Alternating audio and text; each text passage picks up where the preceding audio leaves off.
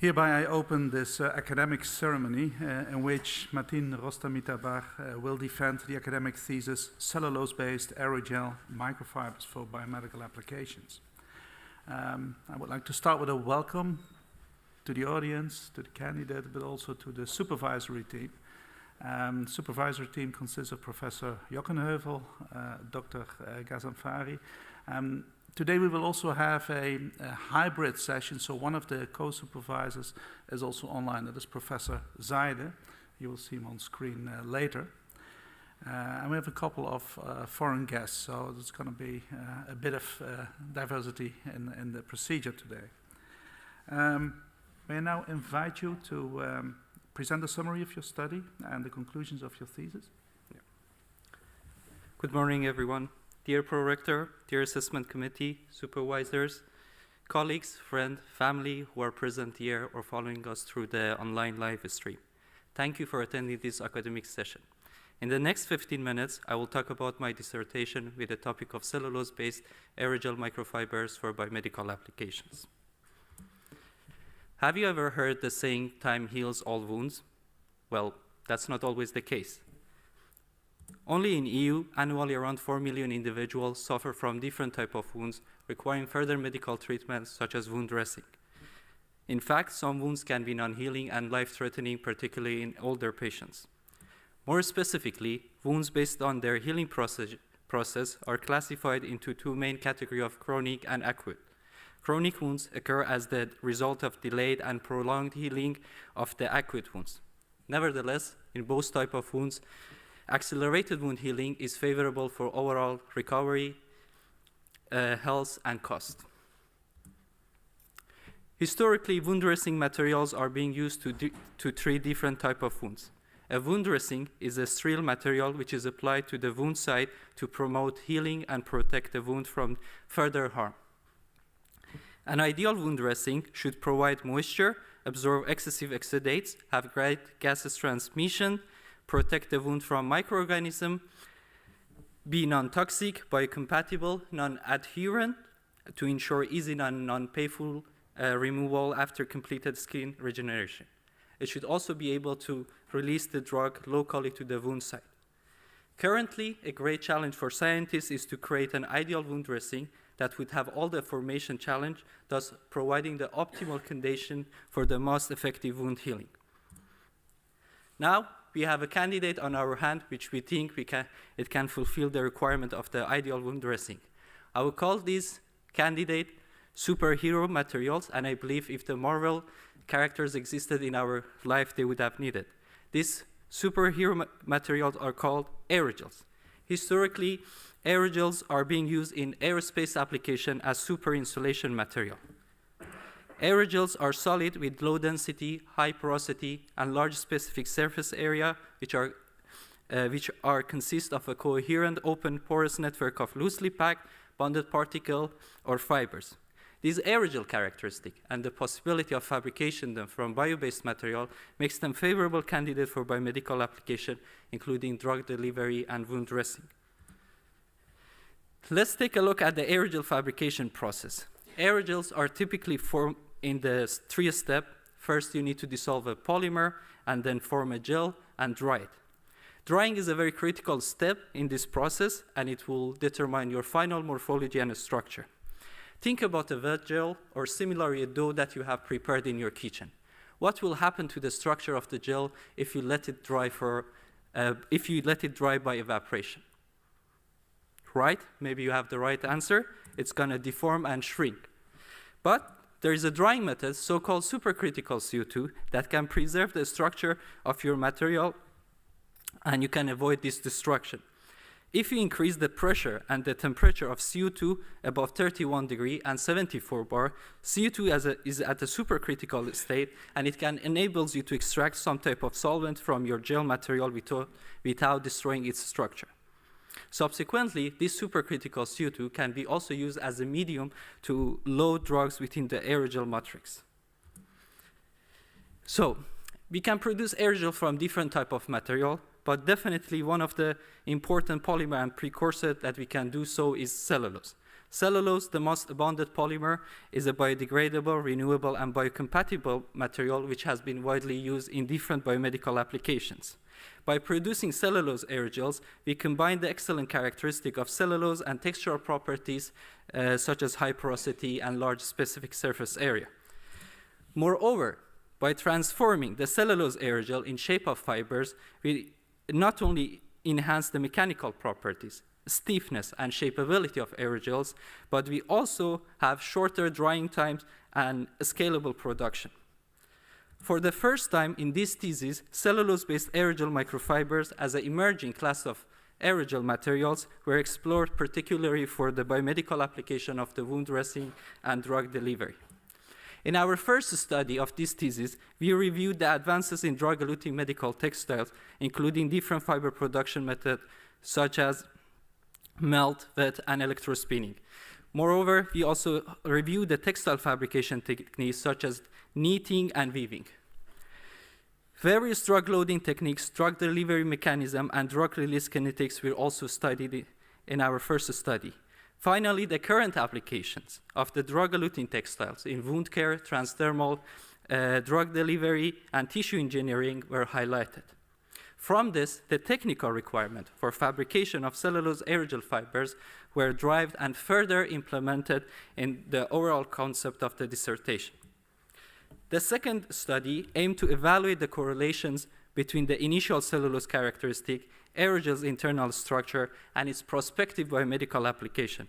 Wet spoon cellulose aerogel fibers were obtained by supercritical CO2 drying from low and high molecular weight microcrystalline cellulose. Here I have a sample that if you're interested after the dissertation, you can take a look. So if we look at the cross-section morphology of the both fiber, we observe that both of them have a porous meshes of the randomly oriented cellulose nanofibrils with interconnected open porous structure. Both fibers were non-toxic.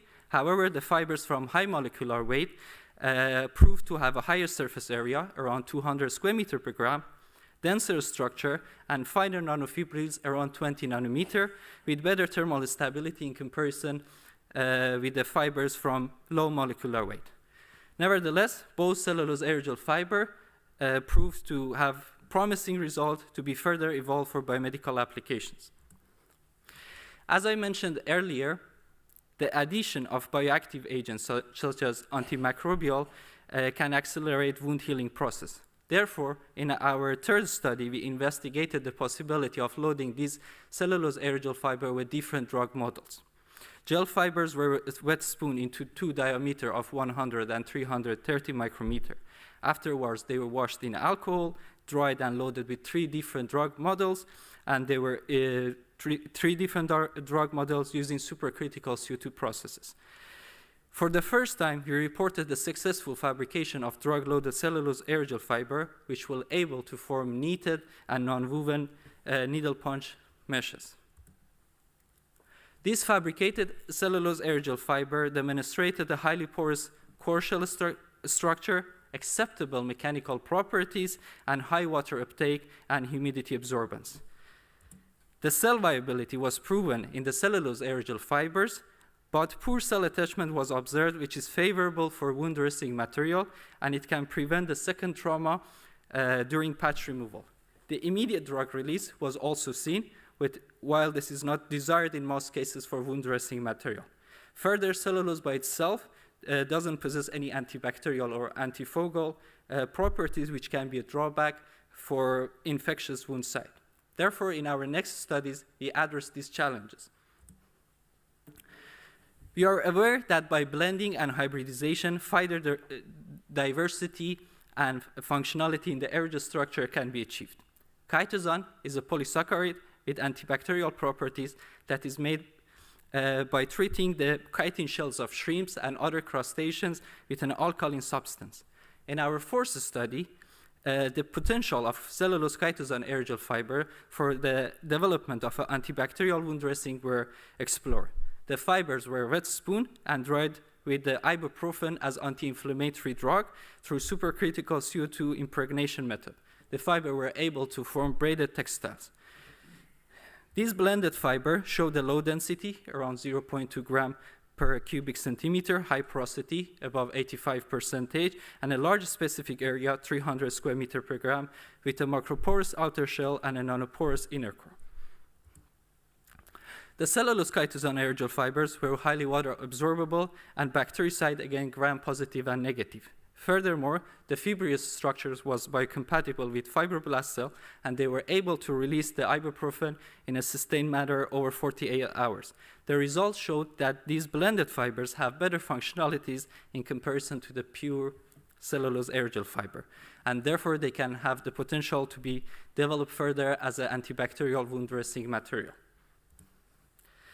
In our last study, we used a novel technique for fabrication of non-woven aerogels. This technique is called solution blowing spinning. In this method, cellulose was dissolved in an ionic liquid, and it was extruded through a spinet, and filaments were formed and attuned by a high-velocity air stream. The filaments were elongated and collected on a rotating drum in alcohol coagulation bath, forming alcohol nonwovens, as you can see in picture 1.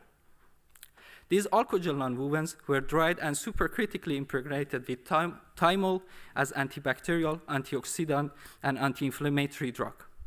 Moreover, the surface of these cellulose aerogel fibers were modified by gas phase esterification to achieve more sustained drug release and tune their hydrophobicity. You can see another sample of this one, so you can see the clear difference between the previous one developed and this one.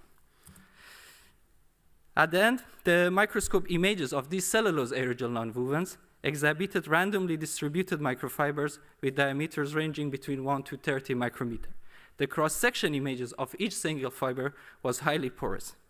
The aerogel nonwovens possessed a large specific surface area, around 450 square meter per gram, way higher than previously produced samples, high pore volume, and high humidity absorbance.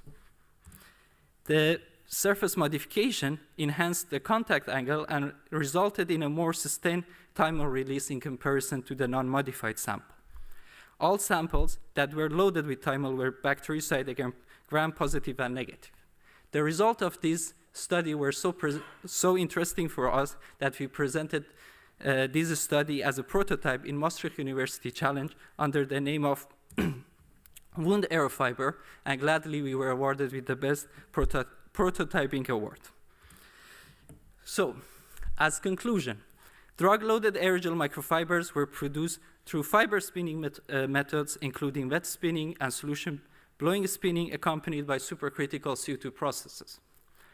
The aerogel fibers demonstrated various characteristics of an ideal wound dressing material, including providing moist environment at the wound site, uptaking excessive wound exudates, possibility of drug loading, and tunable release.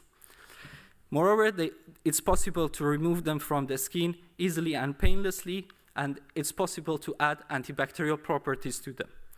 However, it's important to mention that these fibers require further in vivo and clinical studies, and they might face many other challenges before possibly reaching society at the commercial level.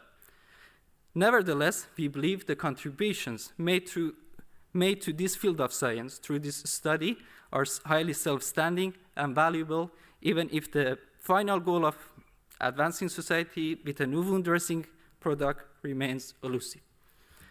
Thank you for your attention. Now I will give back the words to the prorector. Thank you very much for your clear presentation. We will now continue the opposition. The opposition will be opened by Professor Moroni. Professor Moroni holds a chair in the biofabrication for regenerative medicine here at this university. He was a member of in fact, the chair of the assessment committee, and also acts as the secretary to today's degree committee. Professor Moroni. Thank you, Mr. Prorector. Dear candidate, first of all, I would like to congratulate you with a very interesting piece of work, and I would like to extend the congratulations to the supervisory team, both present here physically as well as online. Of course, with good work, some questions always come to mind, and that's our job today, to see if you're fit for the future. And I'd like to start actually with a little curiosity, actually, just to break the ice a bit on the answering. If we look at page 10, actually, at your very first chapter, and I may read it for you. The last paragraph of that page, you start by saying, the cross-sectional shape of the fibers has a significant influence on their physical and mechanical properties, such as flexural rigidity, crispness, and stiffness. Now, I'm a biomedical engineer myself, and despite I might have rusty in my head some of the mechanical terminology, I'd like to ask you, what do you mean by crispness in more scientific terms of your mechanical analysis of the fibers? Highly esteemed opponent, thank you for your question, and thanks for the compliments.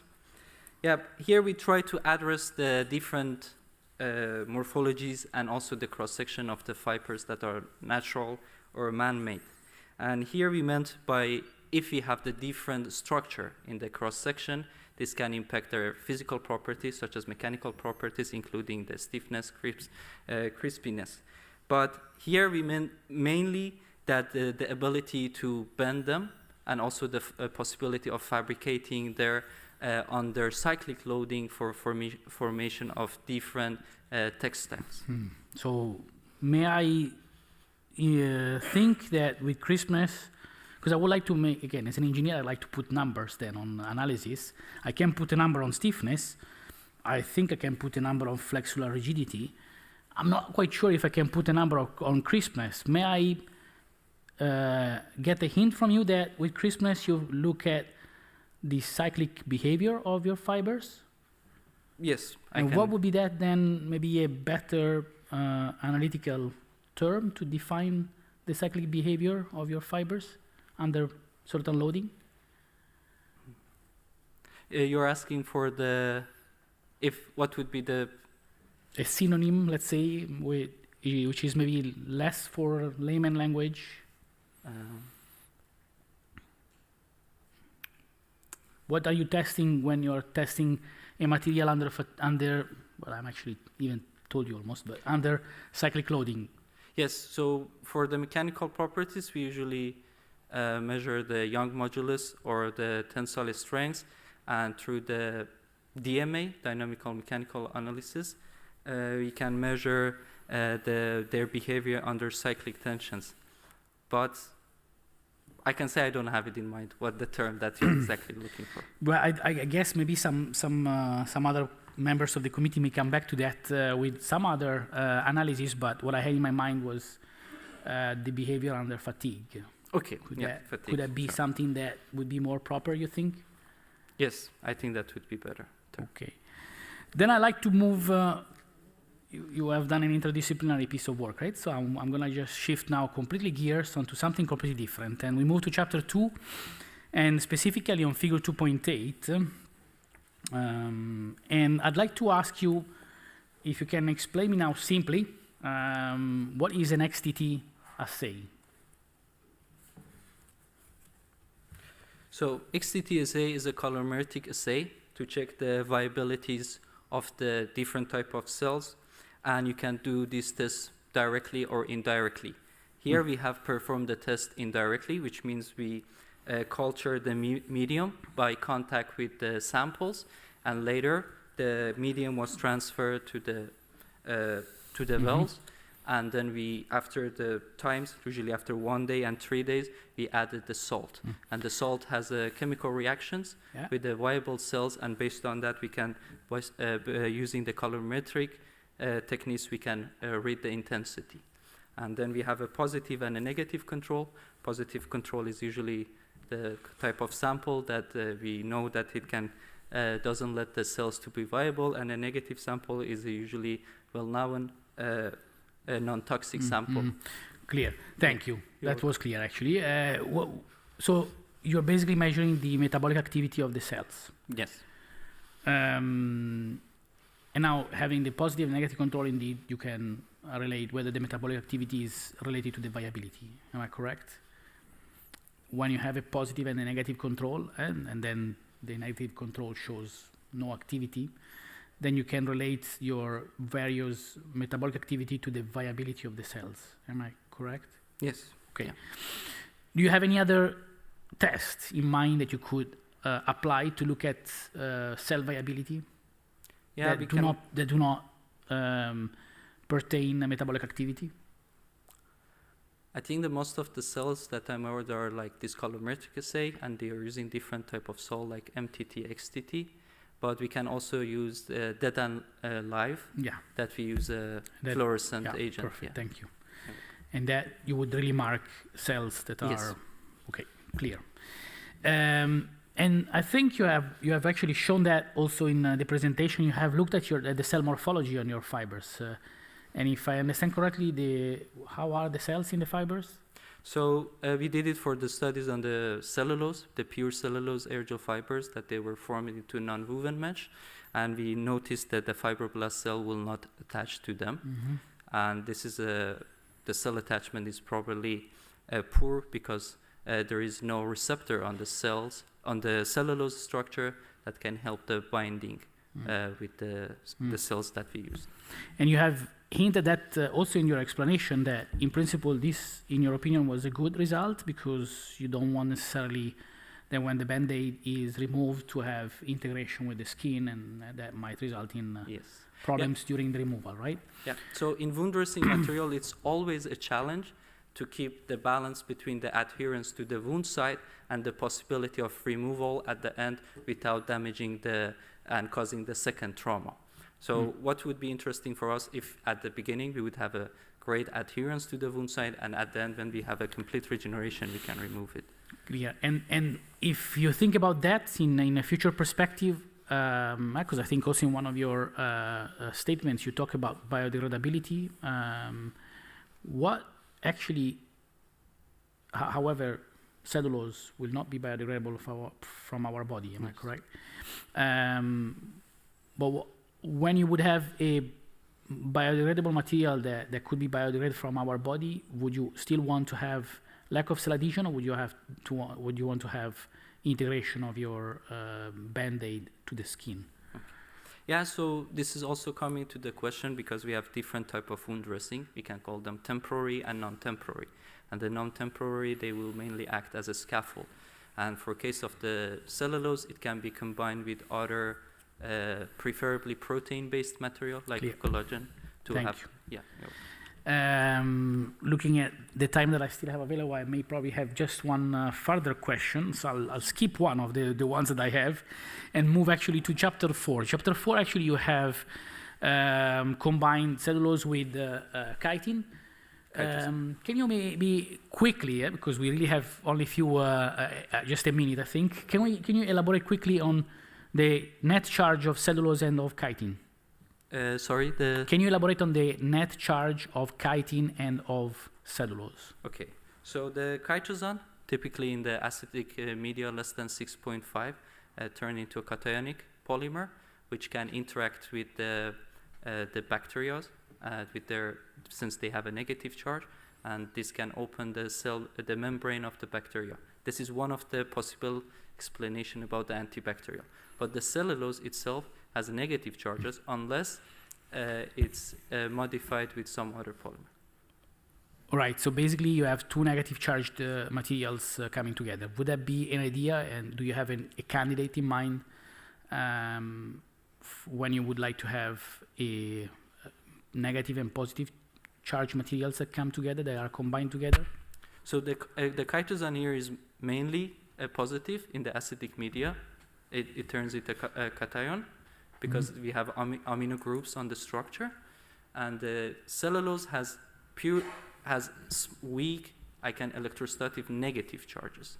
But if you use other type of cellulose derivatives like carboxyl methylcellulose, you would have more negative charges. Yeah. I think maybe time is over.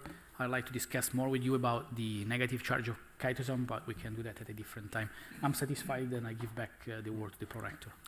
Thank you, Professor Moroni. I think it's good to discuss further at the reception, maybe later.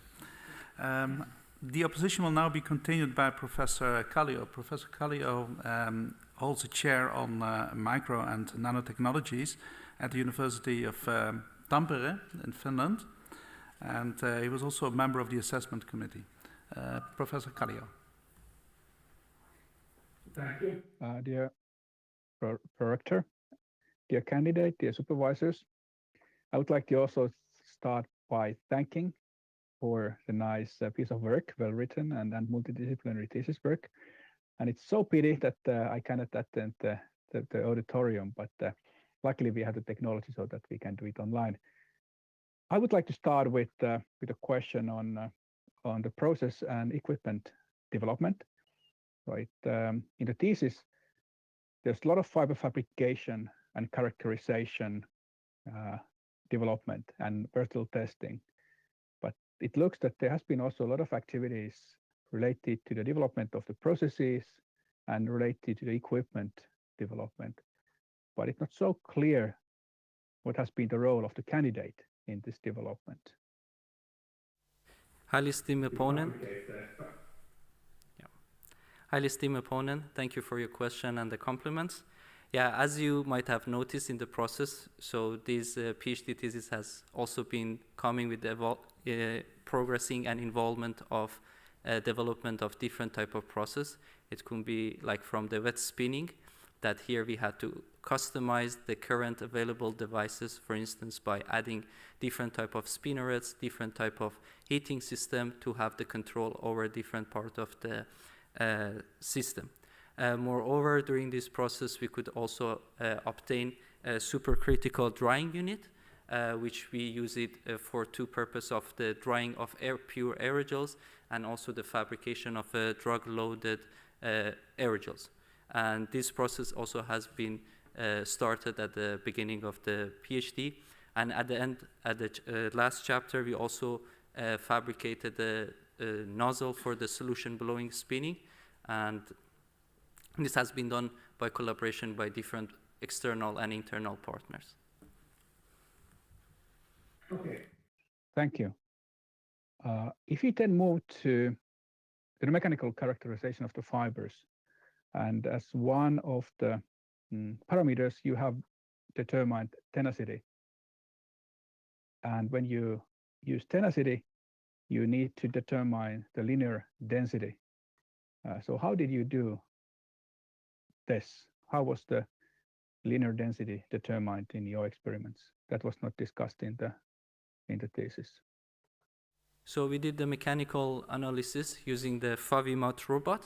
It's a device that is equipped also with linear density analysis, and they do this measurement by vibrational methods. So you will keep the fibers between two when they are under pretensions. Based on the amount of vibration, they can calculate the amount of linear density. And this method is technically being used for the fibers that are more difficult to handle, for instance, the short natural fibers. And what does this linear density mean? Sorry? What does linear density mean? What is the unit of linear density? Yeah. So it means the weight of our samples per specific like lengths, and we have different terms for it, like DTEX, denier. This DTEX is mainly European, denier is mainly American. Yeah. Yeah.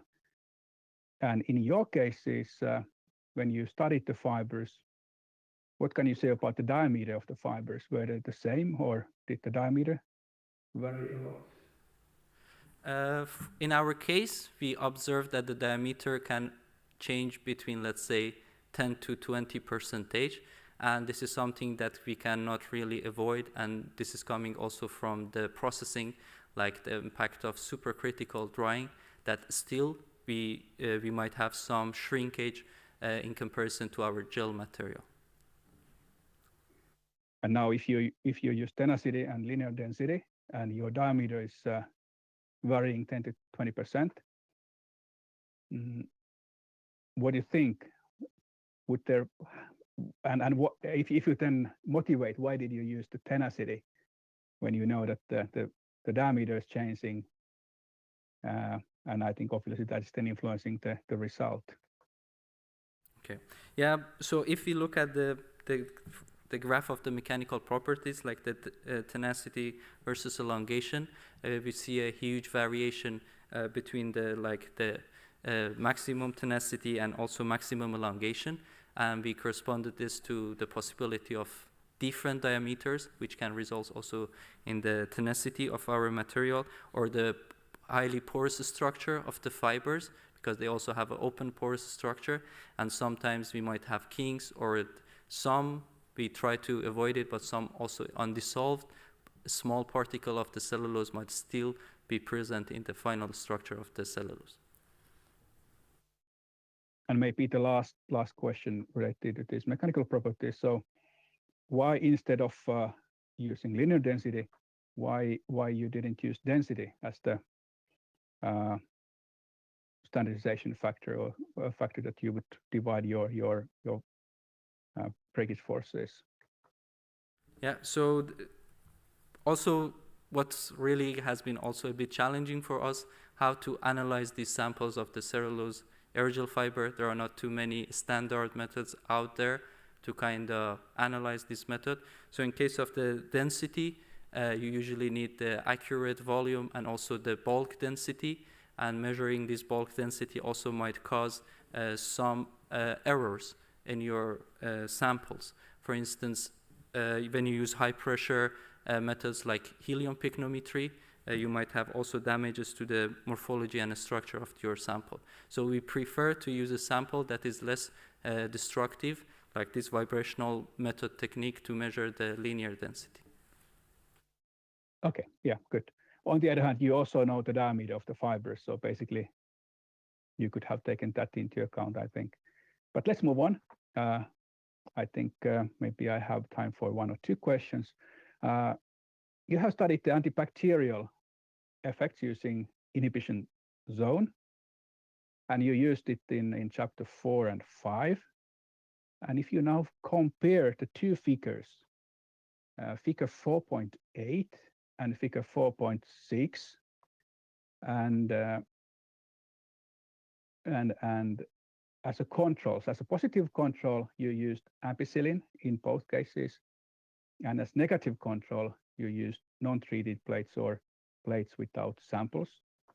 And if we look at the figure 4.8 first, and there you have the positive control, and then, which is ampicillin, and then you had clearly smaller the inhibition zone with these materials that where you have with your fibers. And then if you look at figure 5.6 and compare to that, and there you have negative control, and but not the positive control. And with negative control, that you don't have there in figure 5.6, that you don't have there anything. So that seems to be even better than your sample. So how would you explain that?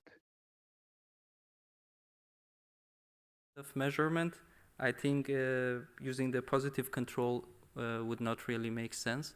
And it's better just to use because your positive control is usually the Petri dish for the antibacterial properties. So you will not see really changes between different type of them. But I think there has been also a spelling issue, as you have noticed it in one of the graphs, and between the positive and negative, they should have been changed. But in overall, we use the ampicillin as a negative control for all antibacterial tests. Yeah. Okay, good. So thank you. Maybe at this point I will then hand over to the next comments. Thank you. Thank you very much, Professor Kallio, and thank you for contributing from the large distance from between here and Tampere. Then we continue the opposition with Professor Van Vuren. Professor Van Vuren holds a chair in bio-based composites at KU Leuven, Belgium. And he was also a member of the assessment committee. Professor Van Vuren. Thank you.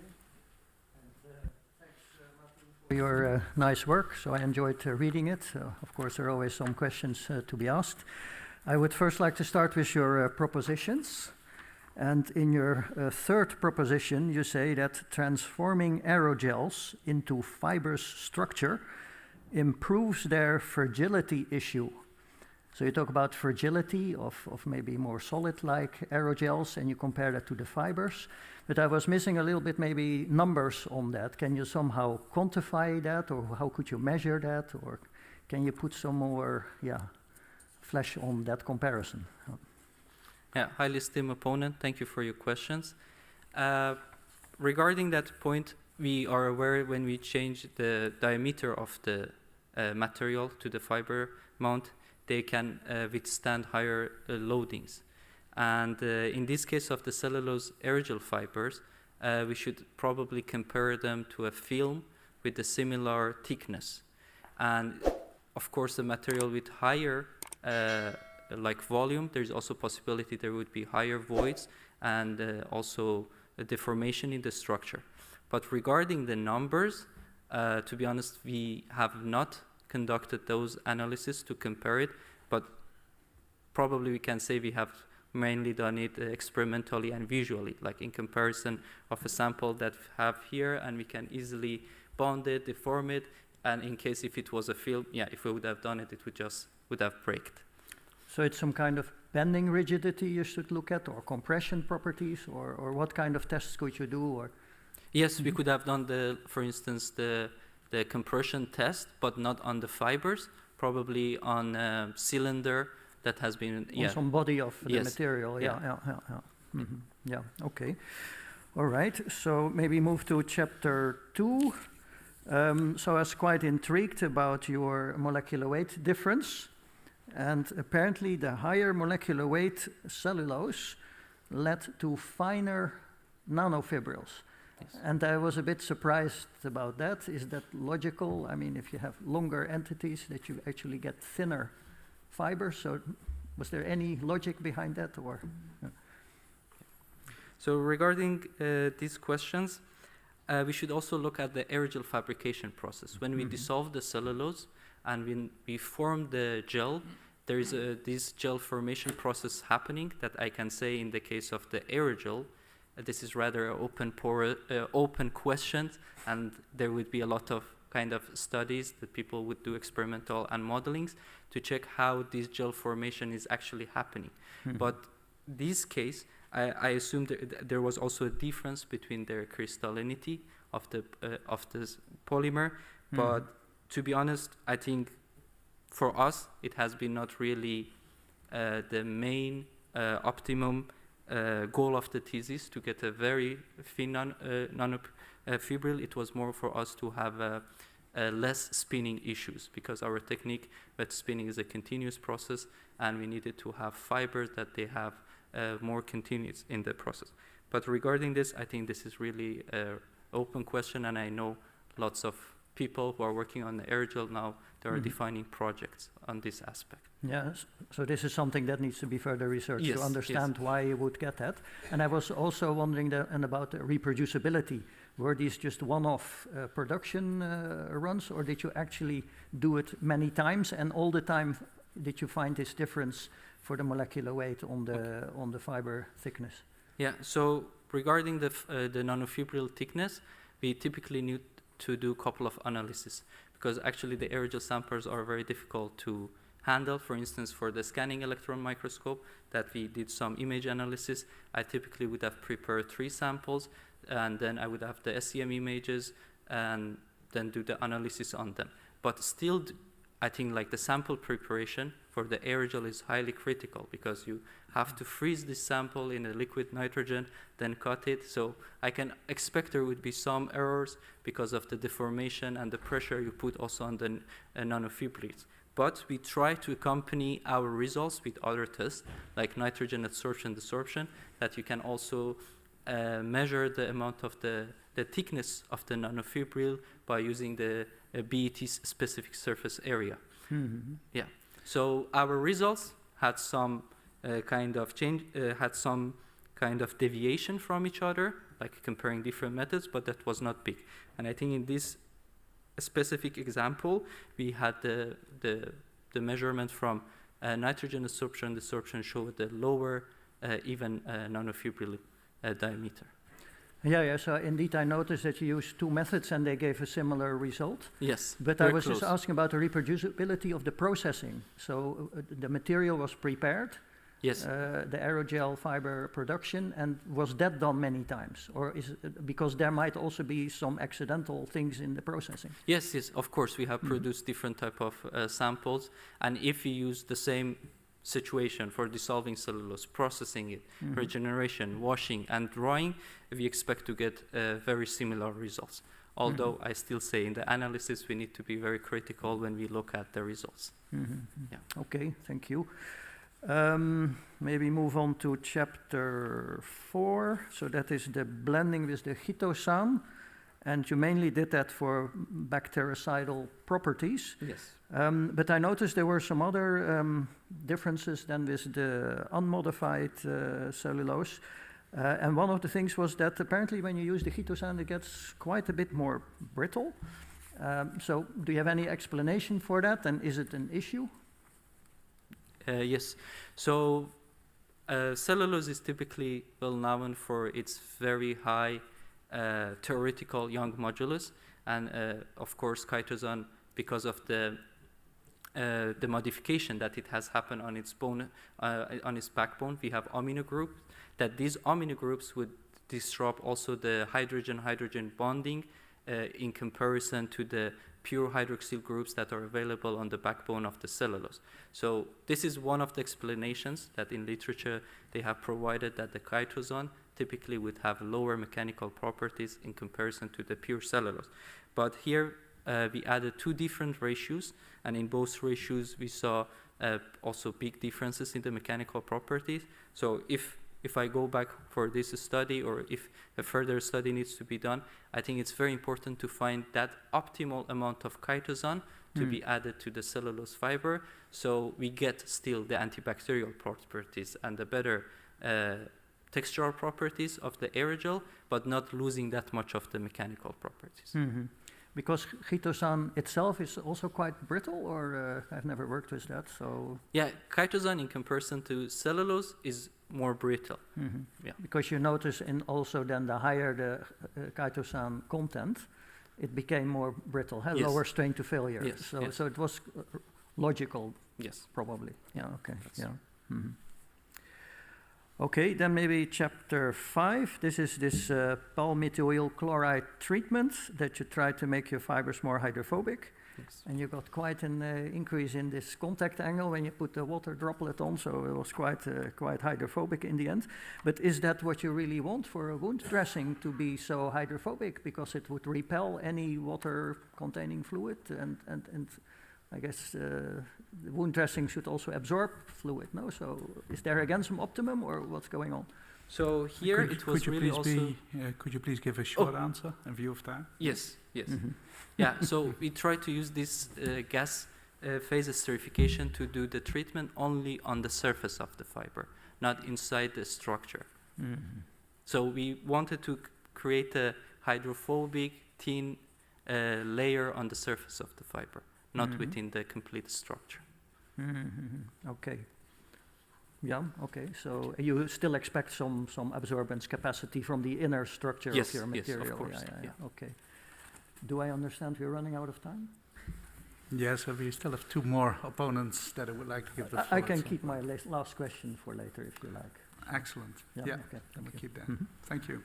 So thank you very much, Professor Van Vuren. Then we will continue the opposition with Professor Piech. Professor Piech was also a member of the assessment committee, and he holds a chair in functional and interactive polymers at RWTH Aachen, as well as Maastricht University. Professor Piech.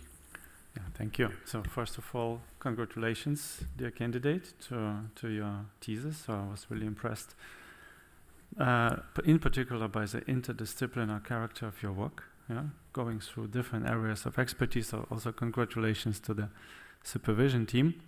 I would like to focus on the area which is more related to the application of your materials, and mainly on the release properties of your fibers. You mentioned this also in your presentation, that this wound healing material should be also a release system, right? And you used also several terms also in your talk and in your thesis. Sometimes you call it sustainable release. There's when you look in the literature, many people talk about controlled release. So my first question is, imagine you would like to design a perfect controlled release system. So what would be the main attributes or properties you would like to have? Okay. Yeah, so highly esteemed opponent, thank you for your question and the compliments. This is a very interesting question, because if you look at the type of wound dressing, it can be applied for different type of wounds, different type of patients. And if personally I would be somebody that would like to design a wound dressing, I would go for the patient-specific approach, because each patient might need a different type of antibacterial and polymer and drug. And regarding the release, it's also we need to really emphasize at what stage of the wound healing process we would like to release this drug, because the wound healing process has 4 overlapping stages, and this is very important at what stage we are interfering with the wound healing process. For instance, most of the chronic wounds, they would get trapped in the inflammatory stage. So we need anti-inflammatory drugs or antibacterial drugs. And we would prefer to design this release based on the duration of that healing process. So sometimes it can be a week, or it can be even a couple of days. But here we try to use the term, I would call it more sustained, in comparison to the fibers that were not modified. And we wanted to show, okay, there's a possibility to tune this release profile. If we had a burst effect, which is really unfavorable in most of the wound dressing material delivery system, we kind of confirm by surface modification or by blending, we can significantly decrease this kind of unfavorable effects. Mm-hmm. Yeah, so this is indeed the case. So the healing process is a dynamic process. It takes some time. Yeah. So in the optimal case, the material should adapt to this and, let's say, develop maybe also along with the healing process. So, but now I'd like to come back to your material. Your materials are very interesting because they are highly porous, and sometimes you use different combinations of polymers. So which molecular features of your material are responsible for drug loading or for efficient drug loading? Can you maybe elaborate on that? Yes. So in our thesis, we used mainly supercritical CO2 as an impregnation method. And this is a technique because we wanted to somehow accompany it with our fabrication method, and also the possibility to have minimum damage to morphology of our aerogels during the impregnations. So we use this supercritical CO2, and when you want to load the drug, using supercritical CO2, the solubility of the drug and the compatibility of it in supercritical CO2 is important. For instance, you cannot have highly polar drugs loaded by pure supercritical CO2. You usually need to use a co-solvent such as ethanol for it. And more important is, in case of the aerogels, for instance, using the drugs that have poor water solubility, we can load them into the aerogel structure, and the aerogel structure, because of mesoporosity, it can hinder the crystallization of the drug. So this, when we have the drug in an amorphous form, we would have also better release of the drug. But just in case of the loading, and in case of supercritical, we should really be critical about the solubility and which loading technique we are going to use. Okay, so basically what you are saying is the chemical structure and the composition of your materials has no influence on the drug loading process? No, of course it has. It has. The chemical composition would also play a role on the matrix of the aerogel you use. If, for instance, you have a lot of hydroxyl group on your chemical composition of the drug, they can also have some hydrogen bonding or weak van der Waals interaction with your aerogel matrix.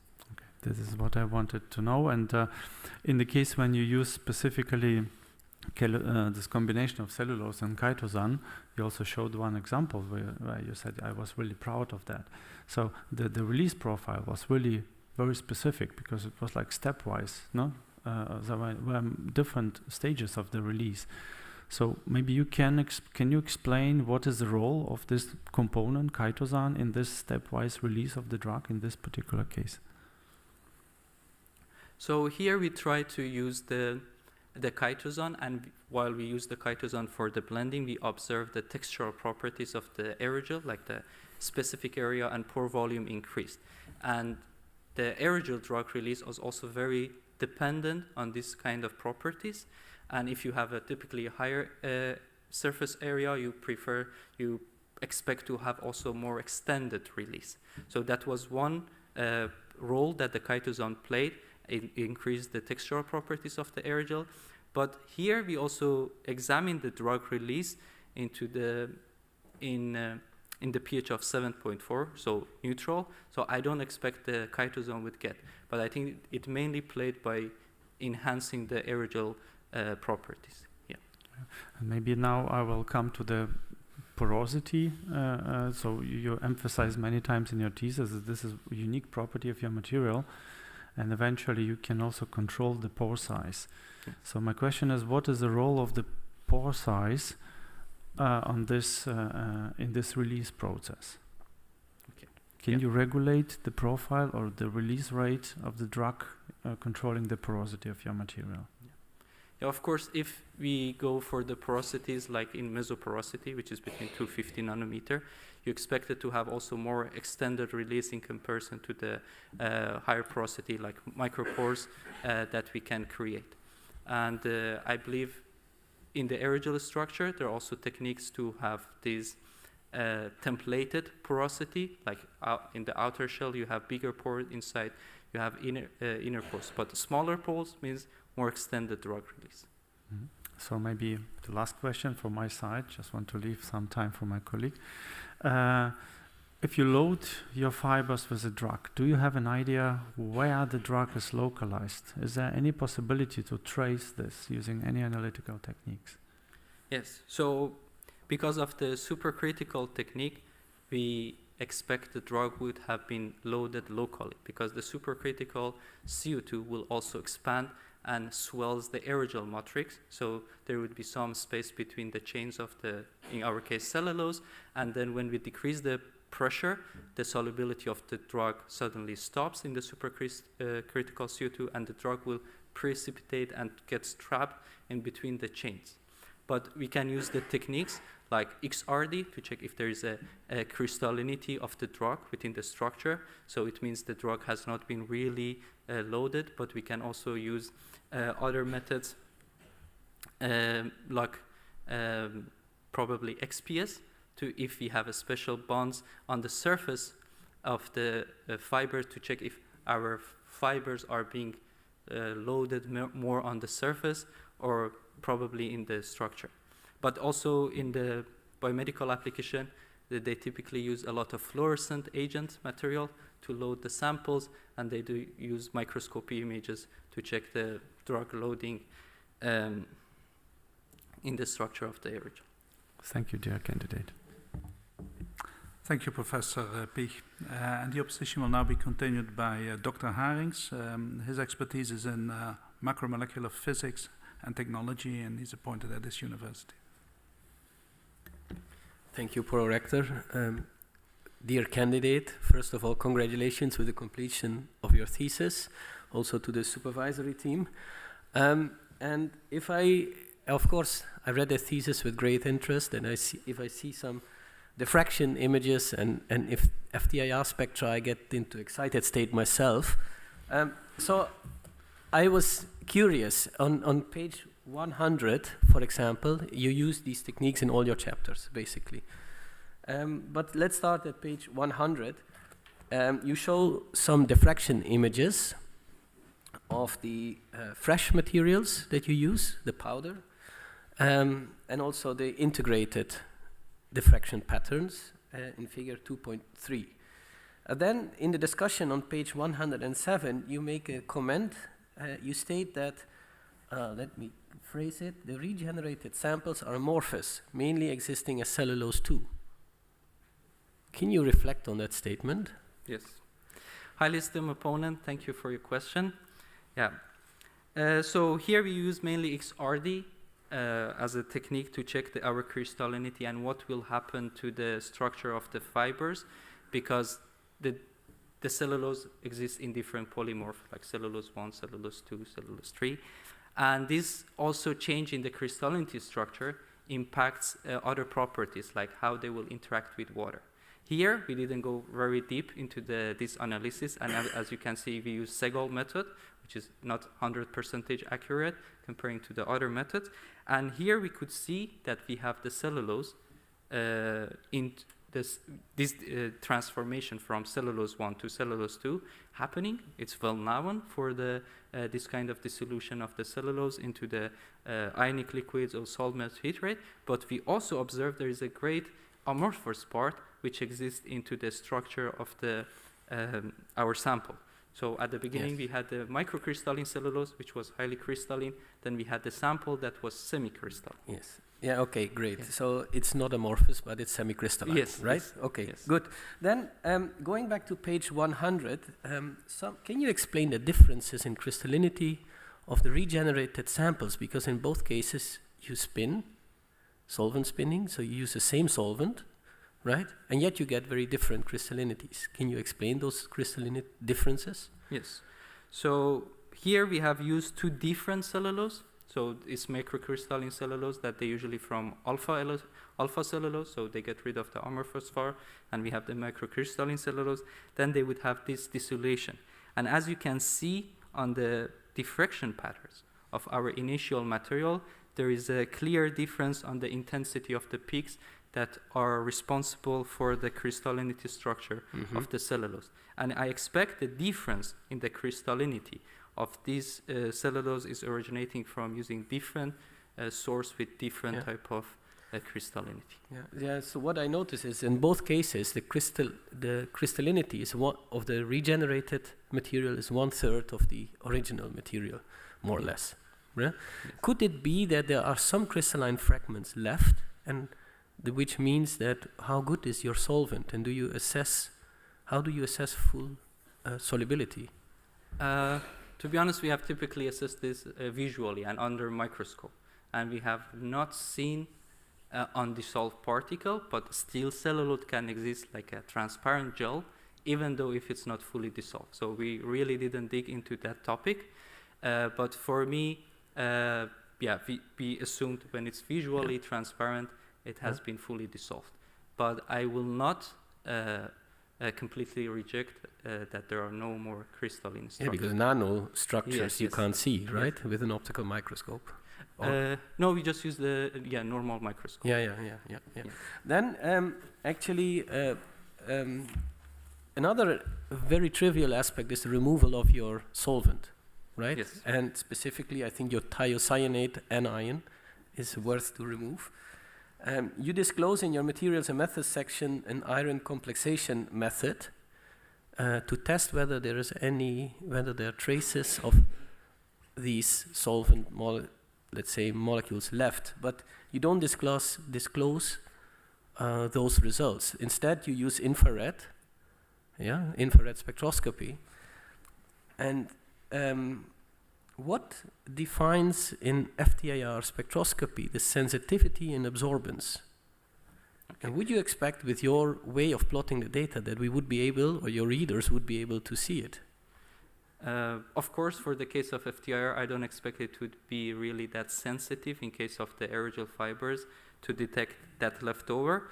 But for us, the leftover salts were more important when we were going for the biomedical analysis. Yeah, of course. And we wanted to make sure there is no leftover. So we used the conductive meter, we used the different type of salts to have this interaction. And we also kind of observed that we have these results were supported by the FTIR. I think personally, I think the FTIR is obviously concentration dependent, and very small amounts are very difficult to detect. Yes. But I didn't see the conductivity, so It's I was in the chapter 3. I think we have the picture. okay, but okay, I was referring to 2, but Yes. nevertheless. But imagine there would be some amounts left. What would be the consequence in terms of X-ray diffraction if there would be some of your thiocyanate left?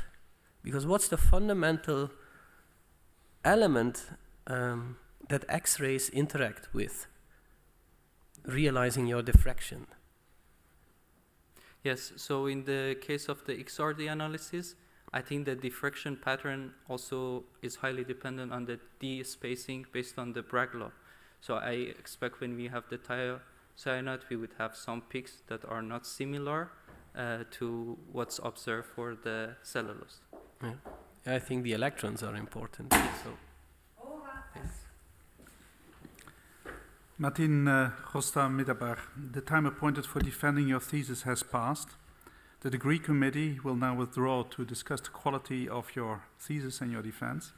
And I request that you and your company, the audience, await the results of our deliberations and our return in this room.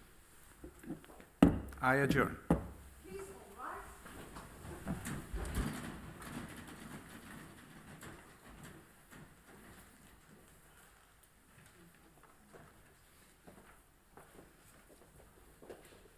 The PhD defense has now ended. The degree committee will debate the candidate's performance behind closed doors. This process usually takes about 10 minutes.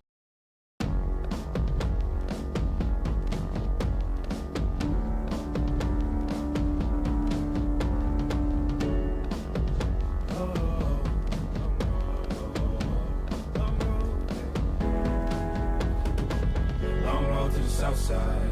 7 miles in my rearview mirror, I know what it felt like. My goal's only getting clearer, east side to the west side. No place like home, if it's questions that you've got, go the extra mile and that.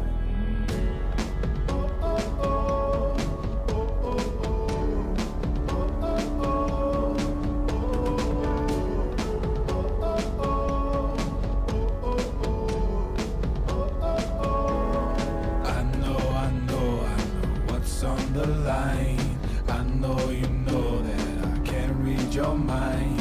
Years can't fly by now, don't waste all your time. Cause I'll go the extra mile. Long road to the south side, 7 miles in my rearview mirror, I know what it felt like. My goal's only getting clearer, east side to the west side. No place like home, if it's questions that you've got, go the extra mile and that. On the dash, got my laces tied. Long road, I don't waste no time. Break rules because fate decides. With the team and we chase the light. I make a move, fall down, shake it off. I hate to lose, bad branch, break it off. No room for negativity, praise and love. Prepare for deep part cause we're taking off. Make the mileage, traveling so far from home. Gathering knowledge, other connections. I put the time in to get everything I ever hoped for. It's a challenge and we all in. It's a better future that we go for. And even though these nights seem long, I know that I am never on my own.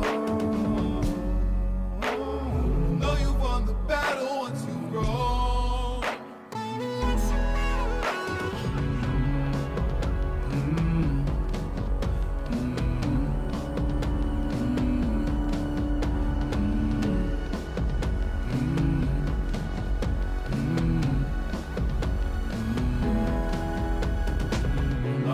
South side, 7 miles in my rearview mirror, I know what it felt like. My goal's only getting clearer. East side to the west side.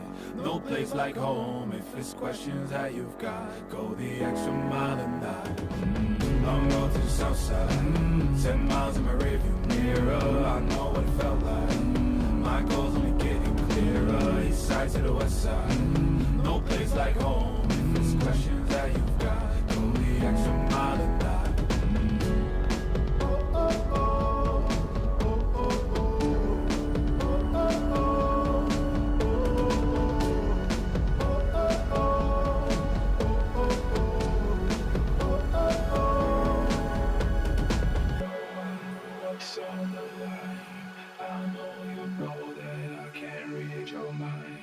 Years can't fly by now, don't waste all your time. 'Cause I'll go the extra mile.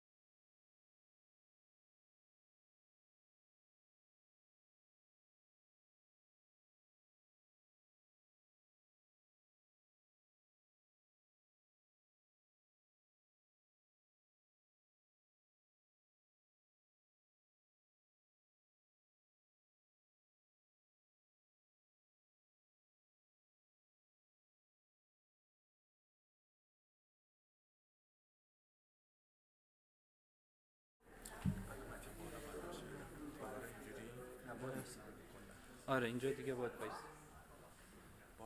آره دیگه نشینی.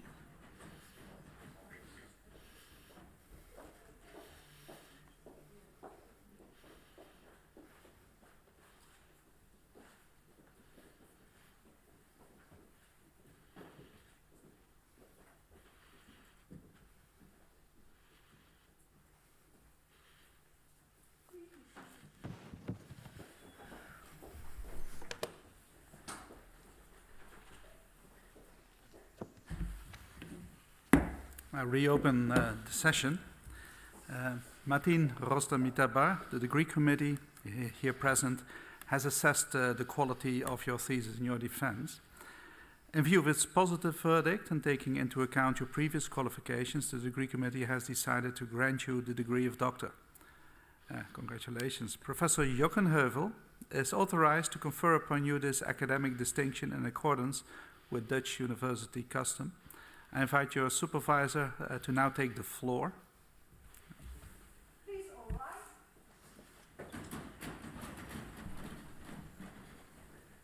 Dear candidate,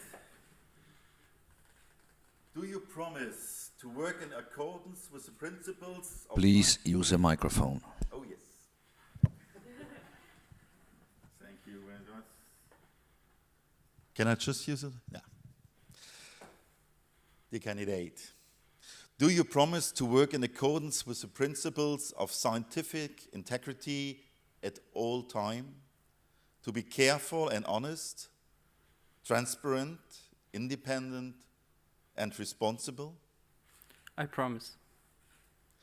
By the authority vested in us by law and conformity with the decision of the committee here present, I hereby confer upon you, Matin Rostamitabar, the degree of doctor and grant you all rights attached by custom and law. As evidence of this, I now present you with the degree certificate signed by the rector, the secretary, and the other members of the committee, and affixed with the official seal of the university.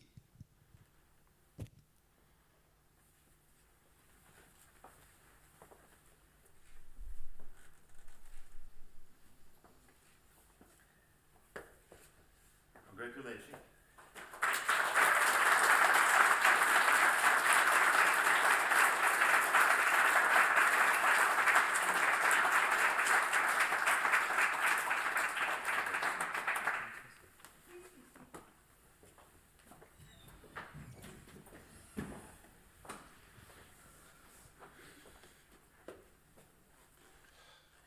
Now it's the time to make it a little bit less official, dear Martin. Congratulations on your doctorate at Maastricht University. And while in the Anglo-Saxon and also here in the Dutch system countries, we speak of a promoter, co-promoter, supervisor, co-supervisor. In Germany, as you perhaps know, we have a beautiful term which is called the Dr. Vater and Dr. Mutter, or Dr. Father, Dr. Mother. And indeed, many supervisors are more than just an academic advisor, but also a kind of human companion through the ups and downs of the doctorate. That's also the case with you. But I like the picture of the Dr. Father, Mother so much as it describes the many analogies to the development phase of the children and the development phase also of the parents, because having children, you know, perhaps it's also a development process of the parents by themselves. We have to learn also to deal with it. And it's always the case with parents, we are proud of what you have done and what you have achieved. Your work is a real credit to the entire RWBM Institute, and your constant drive to develop new things is exemplary and extraordinary. But as all parents know, being a parent is not always easy. In the course of living together, parents and children also face the one or the other challenge, the first phases of defiance, the puberty, and finally the transition into an independent person, an independent life. So it was with you too. Hesitant at first, but then quickly in the first phase of defiance, with your head through the wall, want to get things, bring things forward, be pushy. If you wanted to do something, you could drive every bound around you crazy, but you always reached your goal. Puberty, the scientific coming of age, also did not pass without discussion and arguments, just like in real life. Defying the advice of your doctoral parents, going your own way and not being afraid to get a bloody nose. This is an important step and was a key part of your maturation process in your doctoral time and towards a self-standing scientist who you are now. At the end of the day, you are standing here with double degree of RWTH Aachen University and Maastricht University, and you can be proud of what you have reached. The first place at the Maastricht University Challenge 2021 in the category Bright Prototyping, as you have also shown in your presentation, was just the icing on the cake and underlines your entrepreneurial skills. Sorry.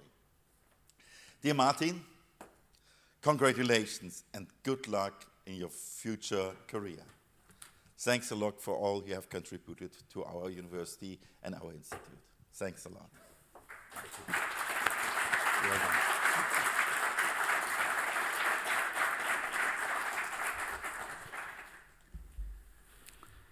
Dear Dr. Rostamitabar, also on behalf of Maastricht University, I congratulate you with the doctoral degree that you have acquired, and I would like to extend my congratulations to the supervisory team, but most of all to the family, the friends, the audience, everyone here present.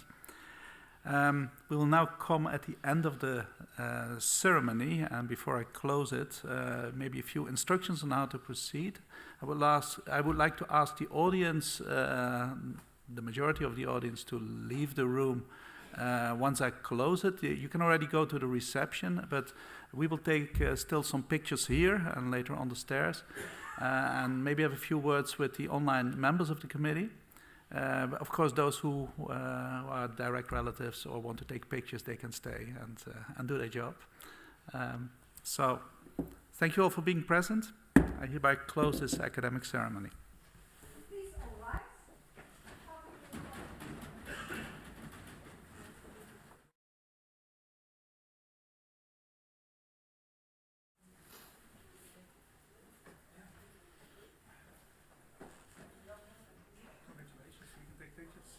Thank you so much. Start celebrating.